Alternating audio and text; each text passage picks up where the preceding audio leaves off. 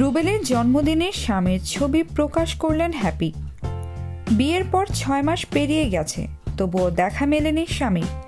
Happy ভক্তরা অধীর আগ্রহে অপেক্ষা করছিলেন তার স্বামীকে দেখার জন্য। অবশেষে অপেক্ষার পালা ফুরল। স্বামীর ছবি প্রকাশ করেছেন তিনি। আজ আবার তার সাবেক কথিত প্রেমিক ক্রিকেটার রুবেল হোসেনেরও জন্মদিন। মিডিয়ায় কানাঘুষা চলছে, রুবেলকে জানাতেই কি তাহলে হ্যাপি আজকের দিনটি বেছে নিলেন। ছবিতে তাদের দুজনকে দেখা যাচ্ছে, তবে ছবিটা পেছন থেকে তোলায় কারোর চেহারা দেখা যাচ্ছে না।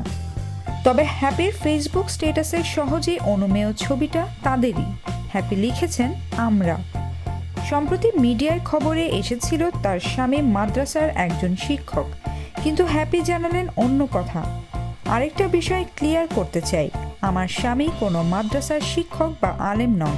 তিনি একটি ভার্সিটির টিচার, তবে তার আলেম হওয়ারও ইচ্ছা আছে।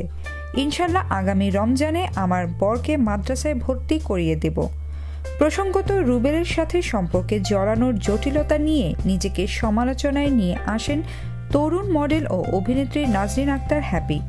অনেক ঘটনা আর সংবাদের জন্ম দিয়ে অবশেষে মাস দুয়েক ধরে একরকম নিভৃতচারী জীবনযাপন করছেন তিনি।